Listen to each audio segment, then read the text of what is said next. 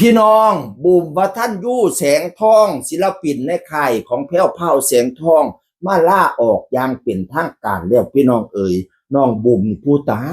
หักเด้เราฝีมือเพิ่นกับพัฒนาไปเรื่อยๆอันรูปขนาดรูปทางดังคมหน้าตาดีเขาอลอนการแสดงบนเวทีเต็มที่ตลอดระยะเวลา2 ปีที่อยู่กับแพ้วเผาแสงทองไม่มีอะไรด่างพร้อยเลยผมพูดถึงบุ๋มวัฒนยูเนี่ยพี่น้องเอ๋ยพอมีดราม่าด่าหมอยอีหยังเป็นผู้เรียบร้อยเป็นผู้มีพัฒนาการในการแสดงว่าต่อไปบ่ได้ด่ามากับผู้อื่นบ่ได้ทางอื่นอาจสิมีดราม่าอยู่วงแฟ้วพราวเป็นวงที่ได้รับดราม่าอยู่ตลอดแต่บุ๋มวัฒนยูนี่เป็นผู้ไม่ได้รับดราม่าแล้วก็ไม่ดราม่ากับใครพี่น้องเป็นตาหักแต่วันนี้มาลาเนื่องจากว่าจะไปศึกษาต่อพี่น้องเอ๋ยโปรดจงเข้าใจเด้อน้องมาลาพอไปศึกษาต่อตลอดเวลาเกือบ2 ปีที่ผมอยู่กับวงแพ้วเผาแสงทองที่นี่ไม่ใช่แค่ที่ทำงานสำหรับผมมันคือบ้านหลังหนึ่งที่เต็มไปด้วยความรักความอบอุ่นความห่วงใย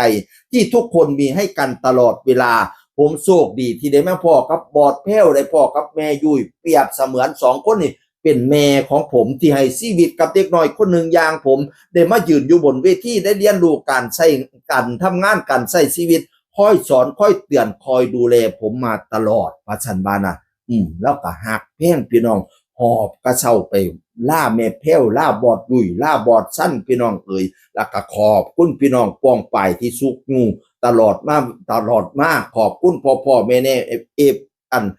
แฟนคลับซีสุภูสุคนและที่สำคัญอย่าลืมวันรับปริญญาอย่าลืมไปรับปริญญากับบุ๋มวัฒนยูแล้วฝากทิ้งท้ายไว้พี่น้องเอ๋ยธรรมดาเนาะชีวิตนั่นกันมีทางไผทางมันเขาเจ้ากำลังเรียนอยู่บัดนี้ก็กลับไปเรียนใหม่พี่น้องเอ๋ยเนี่ยคำสั้นๆเลยรักมากๆว่าซั่นว่านั่นอยู่กับไผเพิ่นก็ฮักผู้นั้นพี่น้องเอ๋ย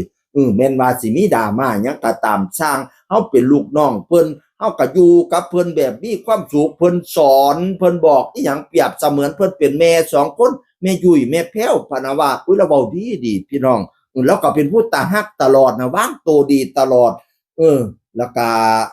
ขอบคุณมิตรภาพจากเพื่อนสมาชิกวงสุปู่สุคนนั่นล่ะพี่น้องเอ๋ยแล้วก็ถ่ายรูปตอนแล้วขนของพี่น้องลาแล้วนะครับใจหายเหมือนกันเนาะขอบคุณอู่ข้าวอู่น้ำที่พักอาศัยจากบอสแม่ยุ้ยครับว่าซั่นว่านั่นน่ะโอ้ยเนาะขนของออกจากบ้านพักอยู่มาต้อง2 ปีมันก็ใจเป้วเนาะบัดนี้สิไปเรียนหนังสือแม่ยุ้ยไปส่งพี่น้องแม่ยุ้ยก็ตาฮักเอารถไปส่งจนว่าฮอดหม้องฮอดที่พุ่นน่ะดูแลปันลูกปันเต้าอีหลีเนี่ยพี่น้องเอ๋ย